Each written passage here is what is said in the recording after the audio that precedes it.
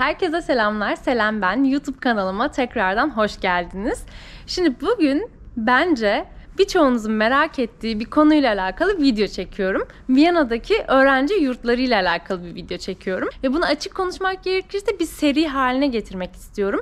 Yani kaç tane yurdu çekmeyi başarabilirim bilmiyorum ama en azından böyle gerek fiyatlarıyla, gerek lokasyonlarıyla, gerekse de tasarımıyla yani dizaynıyla farklı olabilecek, sizin kafanızda böyle şekillenebilecek birkaç yurdu size göstermek istiyorum. Çünkü şunu biliyorum ki Viyana öğrenci vizesiyle yani Avusturya öğrenci vizesiyle uğraşmaktan daha meşakkatli bir şey varsa o da Viyana'da öğrenci yurdu bulmak. Dolayısıyla da buraya gelmek isteyen arkadaşlara kılavuzluk etsin diye bir yurt serisine başlamak istedim. Şimdi böyle bir yurt serisine başlıyorsam tabii ki de en sevdiğim yurt olan yani ben Viyana'ya ilk geldiğimde 2 sene boyunca kaldığım ve dolayısıyla içinde çok hızlı bir şekilde Almanca öğrendiğim yurt olan Kolpinghaus yurdunu göstereceğim bugün size. Yani bu serinin ilk yurdu Kolpinghaus Währing olacak. Bu yurdun mutfağının, odalarının, koridorlarının dili olsa da konuşsa yani. Hani gerçekten benim için benim buradaki entegrasyonum, buraya alışma açısından, Almancayı hızlı öğrenmem açısından çok büyük bir etkisi oldu bu yurdun. Bu yurtta edindiğim arkadaşlıklar, dostluklar, o hissiyat hala bendedir, kalbimin bir köşesindedir.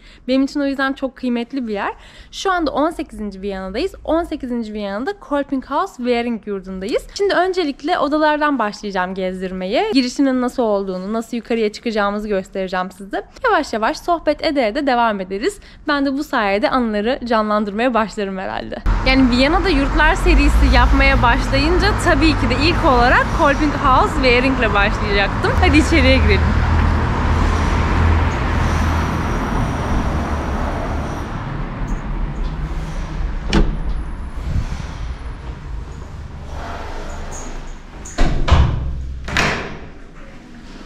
Evet, içeriye girdiğinizde böyle sarılı turunculu bir resepsiyon sizi karşılıyor.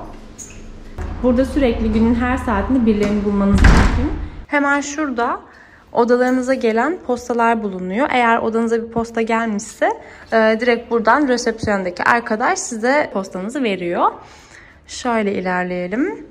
Hemen girişte şöyle bir tane gördüğünüz gibi raf var. Rafın içinde farklı farklı eşyalar var. Bunu özellikle göstermek istiyorum. Burada kullanmadığınız eşyalarınızı yani hala başkalarının kullanabileceğine inandığınız eşyalarınızı buraya getiriyorsunuz.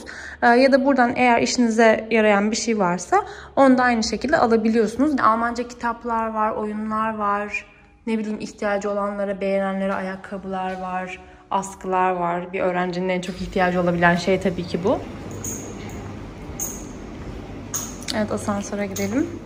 Şimdi bu Kolpinghaus'un şöyle bir özelliği var arkadaşlar. Eğer anahtarınız yoksa kesinlikle ne yukarıya çıkabiliyorsunuz asansörle ne de merdivenlerden yukarıya çıkabiliyorsunuz. Çünkü merdivenlerde yine böyle bir kapıya açılıyor ve o kapıyı geçmek için de bir anahtara ihtiyacınız var.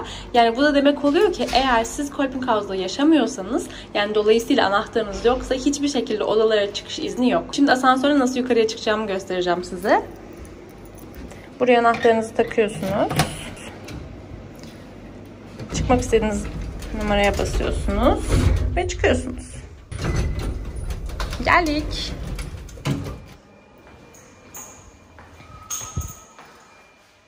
...301 numara.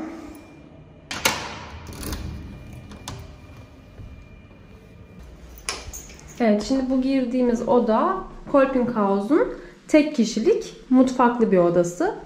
Hemen odaya bakıyoruz. Oda böyle bayağı gayet aydınlık. Zaten hemen pencerenin kenarına da masayı koymuşlar. Çalışma masasını. Sol tarafta raflar var. Dolaplar var. Yani bir öğrencinin istemeyeceği kadar kitapları koyabileceği bir alan var burada. Mutfak kısmına gidelim. Burada böyle 2 göz ocak var. Yine bulaşıklarınızı yıkayıp koyabileceğiniz bir lavabo yapmışlar. Hemen üst kısma da yine böyle mutfak malzemelerinizi koyabileceğiniz raflar var. Hemen şöyle sağ tarafa kaydığımızda yatağın üst kısmına böyle notlarınızı, resimlerinizi koyabileceğiniz, asabileceğiniz bir pano koymuşlar. Üçlü bir tane. Şöyle yatağı tekrardan göstereyim. Şu alt kısımlar açılıyor galiba. Oo, bayağı pratik. Yani şöyle söyleyeyim, Kolpinghaus'da istemediğiniz kadar raf ve dolap var sanırım. Şöyle hemen şurada bir tane başucu lambanız var. Geceleri kitap okurken kullanabileceğiniz. Yine şurada bir tane dolap var. İçine her şeyi sığdırabileceğiniz. Yani demem o ki Kolping House'a Türkiye'den bütün eşyalarınızı muhtemelen getirebilirsiniz. Giysi dolabı kısmına gelelim. Şimdi içeriye hemen girdiğinizde sağ tarafta böyle bayağı yüksekçe dolaplar var. Bunları şöyle açtığımda bakayım görebiliyor musunuz? Evet görebiliyorsunuz ama birazcık karanlık çıkıyor.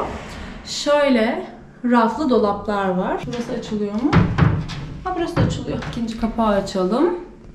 Yine bayağı raflar var yani. Yani her şeyinizi sığdırabilirsiniz buraya.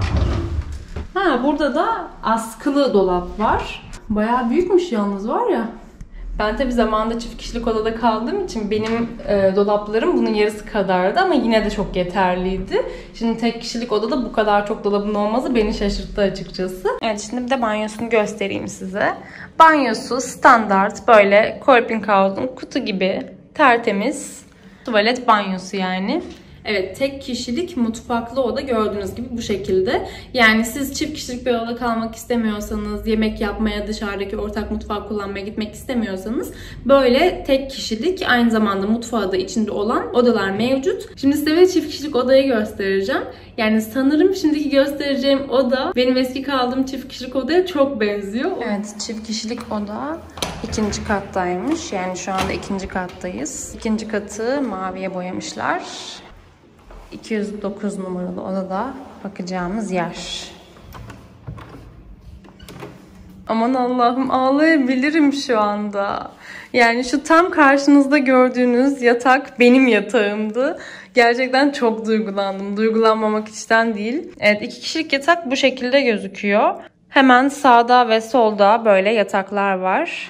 Yine masaları gayet aydınlık pencere kenarına koymuşlar. Çift kişilik odalarla tek kişilik odalar birbirlerine benziyorlar.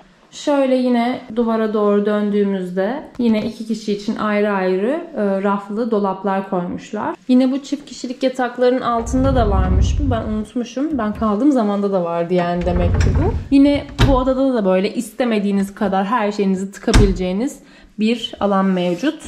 Yine şurayı açalım. Evet. Buraya böyle uzanıp kitap okumaya bayılırdım ben resmen. Üst kısmını komple annemin, babamın, İlayda'nın fotoğraflarıyla doldurmuştum. Ha bu arada çift kişilik odaların ne tarafa baktığını da göstereyim size. Şöyle yeşil bir alana doğru bakıyorlar. Etraf ferah yani. Hani hemen dibinde bir bina ya da başka böyle İç karartan bir şey yok. Şimdi odalarda şöyle bir tane telefon var görmüşsünüzdür. Hani bu telefon nedir diye sorarsanız bu telefonla yurt içerisinde aramalar gerçekleştirebiliyorsunuz. Yani yurt içerisinde derken bina içerisinde aramalar gerçekleştirebiliyorsunuz. Diğer odada kalan bir arkadaşınızın oda numarasını çevirerek arama gerçekleştirebiliyorsunuz. Ya da aşağıyı büroyu yani resepsiyonu arayabiliyorsunuz. Ne bileyim işte postanız gelmiş mi, çamaşır makinesi odası boş mu ya da elektrik süpürgesi yerinde duruyor mu, gelip alabilir miyim tarzında soruları aşağıya inmeden de bu şekilde gerçekleştirebiliyorsunuz. Yani şöyle genel itibariyle baktığınızda yatağın altındaki bölme olsun, raflı dolaplar olsun bir öğrencinin gerçekten hayatını kurtaran şeyler. Bu odanın giysi dolaplarına bakalım. Burada hemen karşınızda ilk olarak askılı dolabınız mevcut. En üst kısımda da böyle 2 tane minik raf mevcut. Yine altta çekmeceler mevcut. Burada ne varmış? Burada da yine raflı kısım mevcut. En altta da bir tane çekmece var. Evet. Çift kişilik odanın tuvaletin banyosunu göstereyim. Yine gördüğünüz gibi standart, tertemiz, kutu gibi Kolping House banyosu, tuvaleti. Var ya bu videoyu hiç bitiresim yok yani resmen. Yani hiç buradan çıkmak istemiyorum. Gerçekten çok güzel zamanlardı buradaki. Neyse devam edelim. Size bir de ortak mutfağı göstereyim. Yani benim Almancayı nerede öğrendiğimi göstereyim daha doğrusu. Evet size şimdi bir de 3. katın mutfağını göstereyim. Her katta bir mutfak var tabii ki ama 3. katın mutfağı benim en çok vakit geçirdiğim yerlerden bir tanesi.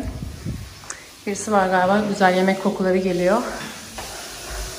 Evet şimdi bu gördüğünüz benim anlatanımda bitiremediğim 3. katın ortak mutfağı. Burada günün her vaktinde muhakkak birileri olur. Yemek pişirmek için, kahvaltı hazırlamak için.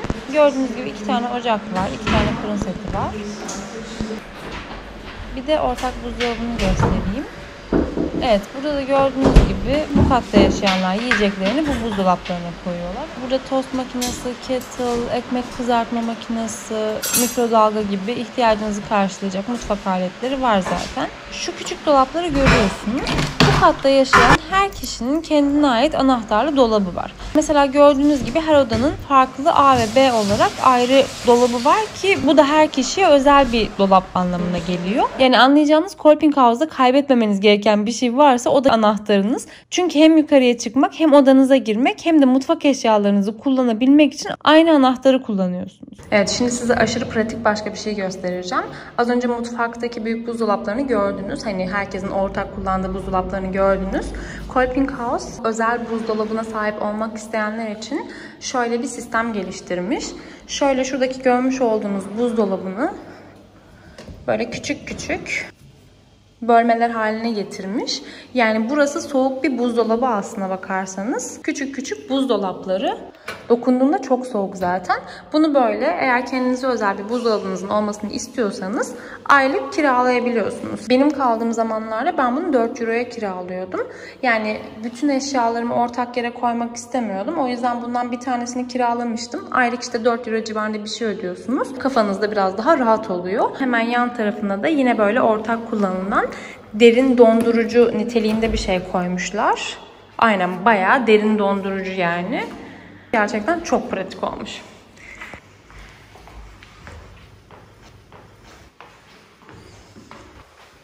Evet, şimdi size bir de alttaki spor salonunu göstereyim.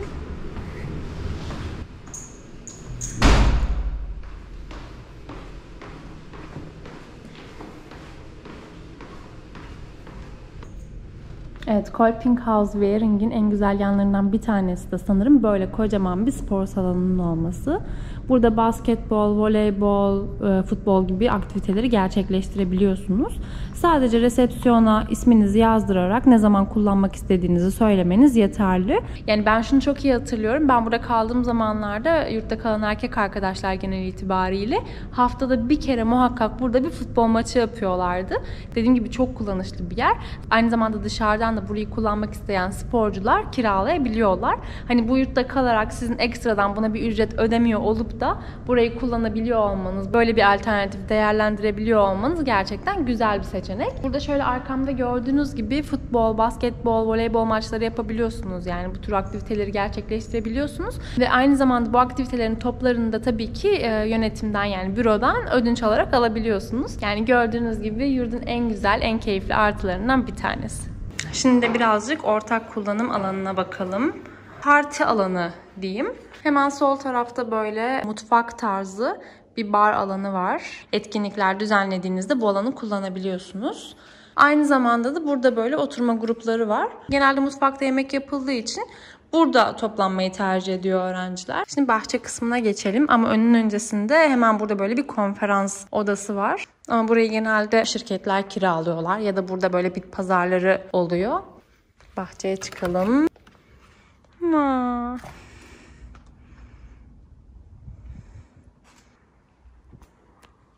Şimdi biraz bu yurdun olanaklarından ve benim en sevdiğim yönlerinden bahsedelim. Her şeyden önce gördüğünüz gibi mutfak ortak.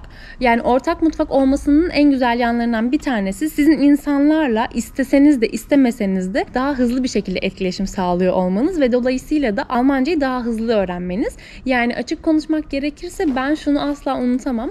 Mutfakta böyle birinin yemek yaptığını duyduğum zaman hemen mutfağa koşardım ki böyle yeni birileriyle tanışayım, yeni birileriyle Almanca konuşayım diye.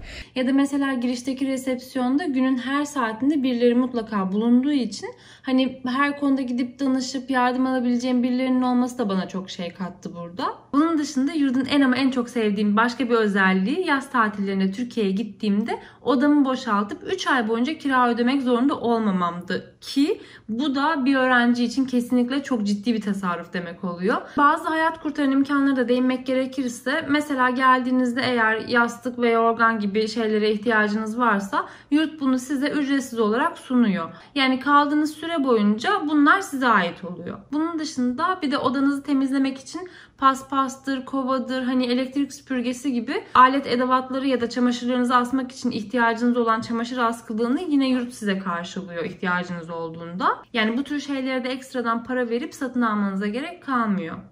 Evet, size sonuç olarak bahçesini de gösterdikten sonra artık bu videonun kapanışına geliyorum. Umarım videodan keyif almışsınızdır ve umarım gerçekten merak ettiğiniz konuda, merak ettiğiniz alanda bir içerik olmuştur. Videonun başında da söylediğim gibi bu Viyana'daki bazı yurtları elimden geldiği kadarıyla bir seri olarak tanıtmaya çalışacağım. Ne kadar başarabilirim bilmiyorum ama en azından hiç gelmemiş olan, gelmek isteyen arkadaşlar için onların neyin beklediğini, nasıl yurt ortamlarıyla önceden karşılaşabileceklerini göstermek istedim. Eğer video hoşunuza gitmişse beğen tuşuna basarak bana destek olabilirsiniz. Videoyu izlediğiniz için teşekkür ederim. Umarım bir sonraki videoda görüşürüz. Kendinize çok iyi bakın. Hoşça kalın.